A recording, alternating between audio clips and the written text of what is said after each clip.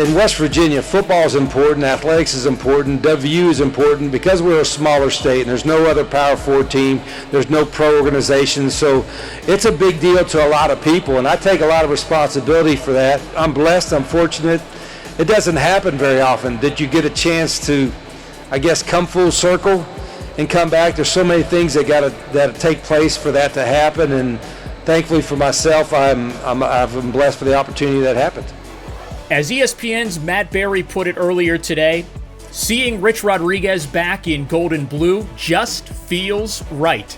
And it does. Today was Rodriguez and West Virginia's day at Big 12 Football Media Days, and we're here to recap and react to it all right here on the Golden Blue Nation podcast, presented by Mountain State Oral and Facial Surgery, your premier dental implant destination. Nick Farrell here alongside our guy Cody Nespor, who's still at the Star in Frisco, Texas, wrapping up coverage for GBN at Big 12 Football Media Days. Cody, before we get into it, man, let's follow up from yesterday. The big story that everybody wants to hear about is the food. So where'd you guys end up last night? Was it barbecue or was it Tex-Mex? Yes, some people from the Big 12 recommended Hutchins Barbecue, and it was a great recommendation, Nick. Don't ask me how much it cost, but it tasted extremely good. The word around town is that's the absolute best, and I would have to agree. I haven't tried anything else, but if something would beat that, that'd be impressive. Good stuff, man. Glad you got a full belly as we get ready to dive into West Virginia's comments from Big 12 Football Media Days. We're recording this around 3:30 Eastern Time. That's before West Virginia's breakout sessions, but after Coach Rodriguez's press conference. So Cody and Sydney Carriel are going to have an opportunity here to chat with Coach Rodriguez again privately and chat with some of the players who were there with him. Remember that wide receiver Jaden Bray, offensive lineman Landon Livingston, and defensive lineman Eddie Vesterinen are all there in Frisco with the head ball coach. But Cody, I want to start here, which basically picks up another point of conversation from yesterday, and that was a final thought from you that a big theme for day one of Big 12 Media Days is that the conference this year is very much a quarterbacks league. And you had an opportunity to ask Coach Rodriguez today about West Virginia's quarterback situation. Remember, just to set the stage, Big 12 Conference, 9 teams have a returning QB that threw for at least 2,400 yards last season. West Virginia is not one of those teams. So let's listen into that exchange between Cody and Coach Rodriguez from earlier today. Hi, Coach. Cody Nespor, Golden Blue Nation. There's been a lot of talk about how many good quarterbacks are in the league this year. How do you feel your group will measure up, I guess? There is a lot of good quarterbacks. Hell, that ain't very pleasing to me. I wish there was no quarterbacks returning. I think it's the best collection of returning quarterbacks in the country by conference. But I like our quarterback room. I think there's a lot of positions. I have some unknowns, and there's a little bit of unknown in our quarterback room. But there's 4 or 5 guys that we feel that have the talent to have success in our quarterback room. So it's going to be an interesting competition. We have a couple guys that have played some football. I'm really excited about them. We got a couple young guys that got great futures. And it starts at that position. And that's why I think our league, the Big 12, I'm not saying this is coach speak, is I have less filter than I did 20 years ago. But, if you don't have a good quarterback, you had no chance to win. There's a lot of really good quarterbacks in the Big 12 this year. That's Coach Rodriguez speaking on West Virginia's quarterback situation. And Cody, earlier today, he said that there are at least 3 guys that he feels comfortable in. I know in that soundbite, I think he said 4 or 5 guys that he feels comfortable with. And he has said that throughout spring football and into the summer, that the quarterback room is not really a big concern for him. But it has to be said, and it's widely known, right? It's very obvious. You have to have a viable quarterback emerge from this competition if West Virginia, at least one viable quarterback, if West Virginia is going to have a real shot in this league. So just give me your take, Cody. What do you think? Yeah, I was surprised to hear him say 4 or 5. I think we've been thinking of it as a 2-horse race all summer. But you think, Nico and Jalen Henderson are the obvious ones. Max Brown, Leo Wilkins, a redshirt freshman. We know he likes those guys. He obviously brought 2 of them in, and 2 of them stayed, and we know he likes them. I don't know who the 5th guy could maybe be. That's what I'll ask him about when we get him here in about an hour. But I don't know if that's any new information. I think the only surprising thing is that if the quarterback battle really is that wide open, like I said, I think most of us have assumed it's Nico or Jalen. But maybe Max Brown, takes the lead. Maybe Khalil Wilkins has taken a huge step and he's the front runner. These are things that I'll ask Rich here in a little bit, but some things that we probably won't see till next month, and might not learn the who actually wins the battle until August 31st. For sure. So the guys listed at quarterback, by the way, just to recap it, because there has been a lot of fluctuation in West Virginia's roster this offseason, as is the case for a ton of teams in the Big 12 and throughout college football. Numerically, quarterbacks, Max Brown, Nico Markiel, Scott Keene, Jalen Henderson, Khalil Wilkins, Scotty Fox Jr., and Max Anderson. The only guy in that crew who has starting experience for WVU is Nico Markiel, of course, making a couple of spot starts last year for Garrett Green. Believe his all-time record for WVU in games in which he's played either as a starting quarterback or played a significant role, if you count the Pitt game 2 years ago when Green left with an injury early, is 4-1. So that, of course, will continue to be a huge storyline for West Virginia and for teams throughout the Big 12 this year. Just want to quickly denote, Cody, the big returners in the Big 12 conference. So who are those 9 guys who make up that list of guys who threw for 2,000 plus and are returning to their same squad? Of course, it starts with Arizona State's Sam Leavitt. He's the preseason Offensive Player of the Year in the league. Arizona has Noah Fafita back. Baylor has Sawyer Robertson back. For Cincinnati, it's Braden Sorsby. Iowa State, Rocco Beck was really solid last year when the Mountaineers hosted the Cyclones, then went on to win the Pop-Tarts Bowl, one of the most prominent bowl games, of course, in college football. Kansas has Jalen Daniels, a guy that West Virginia really neutralized last year when the Mountaineers beat Kansas in that rain delay game. Kansas State has Avery Johnson back. TCU has Josh Hoover, and Texas Tech has Baron Morton, who must be getting close to being like 30 years old. I don't know. He's no Alan Bowman, I guess, but still. So that's the situation in the Big 12. We'll, of course, continue to monitor West Virginia's quarterback situation here over the next couple of months and see which guy or guys emerges from that competition. Another thing that caught my attention, Cody, from the exchange with Rodriguez today during his media day's press conference is a question that was asked to him, and we'll hear his full answer in a minute, about scheming. Of course, when he was the head coach at WVU previously in the early 2000s, he was a guy that was at the forefront of some experimentation and some exciting schemes, exciting football on really both sides of the ball, but predominantly on offense. What he has said, though, a couple of times, I believe in the spring, and doubled down on it today, is that he's simpler and not as exotic with his schemes today. And as I texted you earlier, Cody, I would be really curious to know, and maybe this is something that we'll ask Coach Rodriguez at some point before the regular season begins, is that just something that he has changed through his experience as a head coach? As he loves to say, he's a different coach than he was 7 days ago or 7 years ago.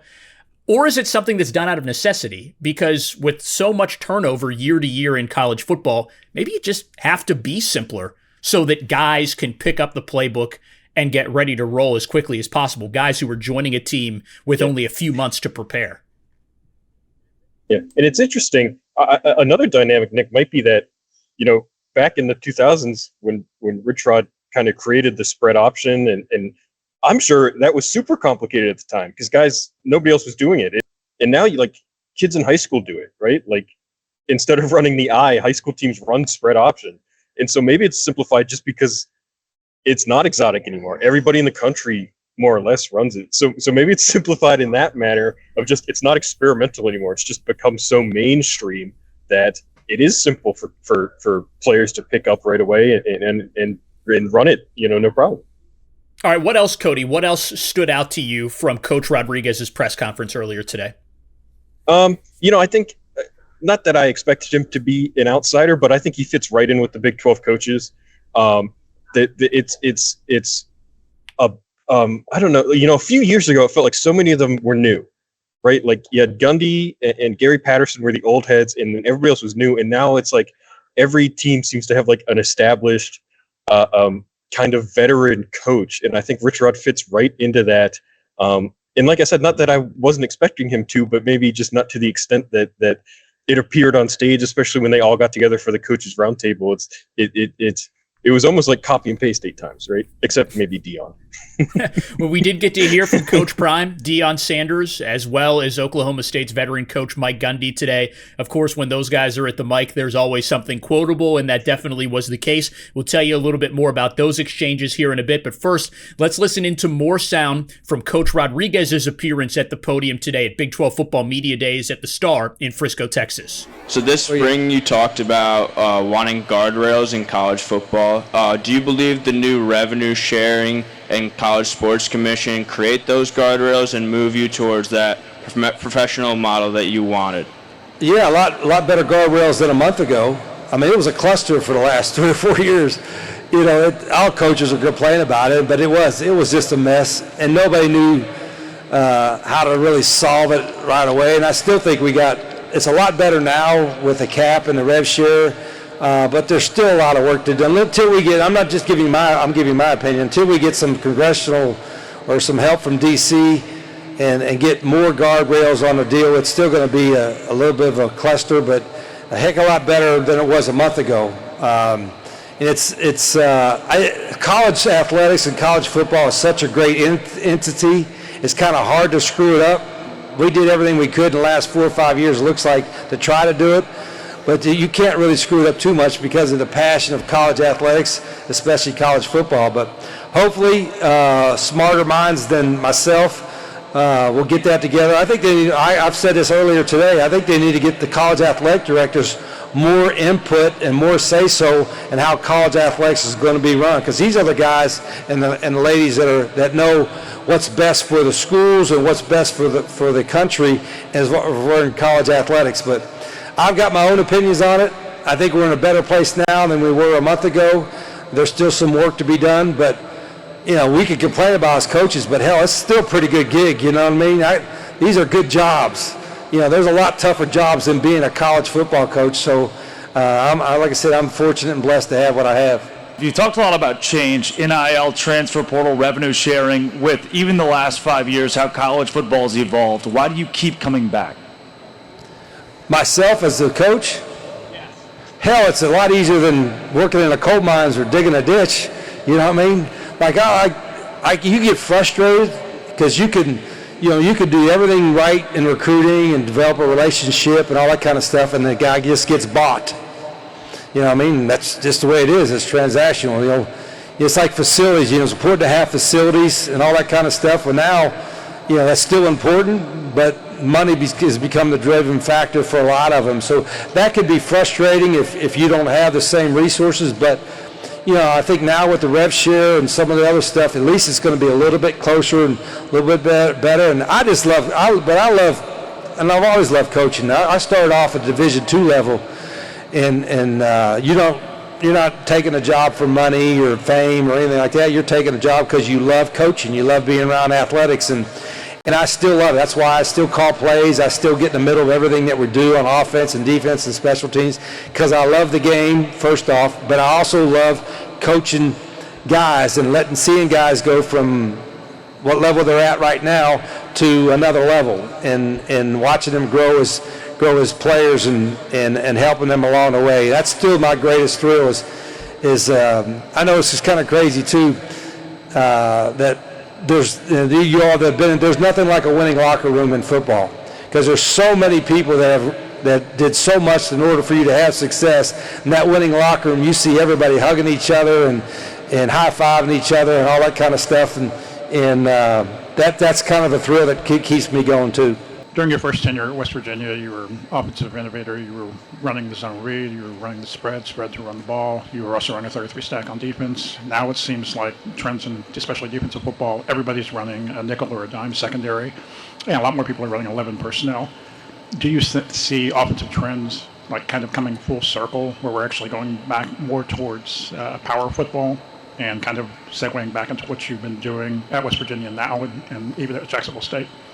Yeah, I thought there's a lot of trends in football. It used to be, it started at the NFL level, then the college level, then the high school level. And now you're seeing pro teams take high school concepts or college concepts and and putting it in there. It was more fun 20 years ago when not as many people were using tempo or spread formations because they didn't, you were unique. Now it's not as unique, but at the same time, I think you got to be who you are, and also be able to adapt. Like, we're running a lot of the same stuff that we ran 20 years ago, but we're doing some of that stuff better, and we're doing some other stuff that other people have done better than us and copied them. So, I enjoy that part of it. I still think getting players to play really, really hard and harder than they ever thought they could play is part of coaching as well, that we take pride in. But the scheme part of it, I don't go in every game saying, well, we're going to out-scheme these guys and we're going to be the smartest guys on there. And,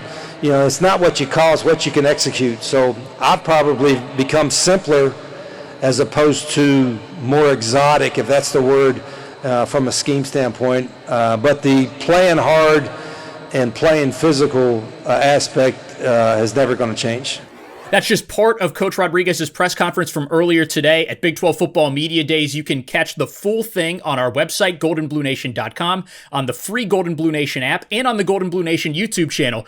Our guys and gals have been hard at work over the last couple of days. We've posted all 16 press conferences with the head coaches from Big 12 Football Media Days and Commissioner Brett Yormark's press conference on our website, app, and the GBN YouTube channel. So if you missed anything at all from this two-day media event, you can check it out on any of those platforms. Okay, we're going to step aside here for a quick break, but when we come back, more reaction and discussion from comments made by other coaches, including Deion Sanders of Colorado and Mike Gundy of Oklahoma State. That after this short break. We'll be right back.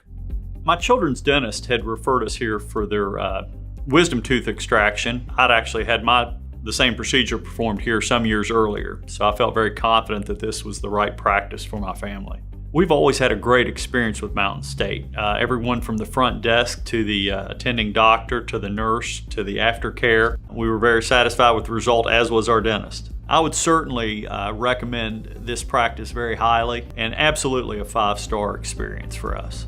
Searching for a mortgage lender that's 100% local, personal, and focused on home loans? First Green Mortgage has been serving West Virginia for more than 35 years, and they can assist you with every step of your home ownership journey. Visit them in Bridgeport or Morgantown or at fgm.bank. Golden Blue Nation podcast continues, wrapping up on this edition, brought to you as always by Mountain State Oral and Facial Surgery, your premier dental implant destination. Nick Farrell here alongside Golden Blue Nation digital content producer Cody Nespor as we wrap up this edition of the podcast. All right, Cody, other takeaways from day 2 of Big 12 Football Media Days. Typically, the big name coaches are the ones who go last. Like back in the day, it used to be Texas and Oklahoma that anchored Big 12 Football Media Days. They were the last press conferences of day 1 and day 2. This year, it was Arizona State head coach Kenny Dillingham, day 1, and then, of course, Deion Sanders, the head coach of the Colorado Buffaloes, Coach Prime, to wrap up day 2. Always fun to get to hear from him, Cody. Maybe was this probably the first time that you've ever participated in a Deion Sanders press conference. So go ahead, just give me your takeaways. Yeah, Coach Prom's a rock star, man. He's the only coach that walks around with an entourage. He's the only coach that gets mobbed by paparazzi. It's crazy, and he's so different at the podium than every other coach probably in the country.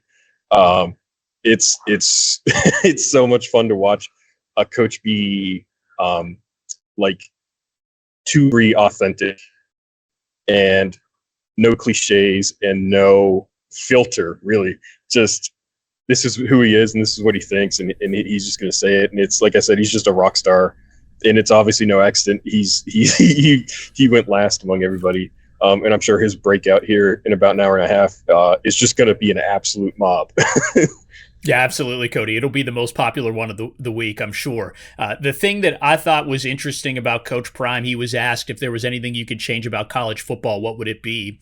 And I think he's speaking for a lot of people here with this particular comment. It would be a salary cap. Man, so much is going to change. It already has changed, going to continue to change.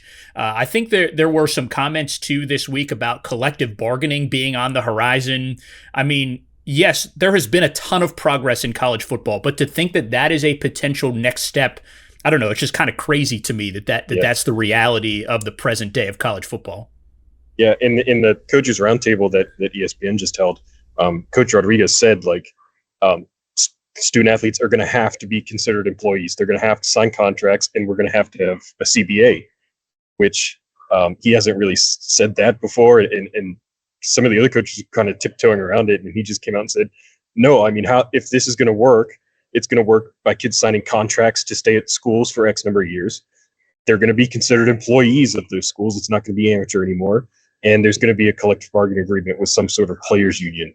And I think, to come out and directly say that, I think it really does put it squarely on the horizon of like, this is probably going to happen. Like there's probably no way to avoid this.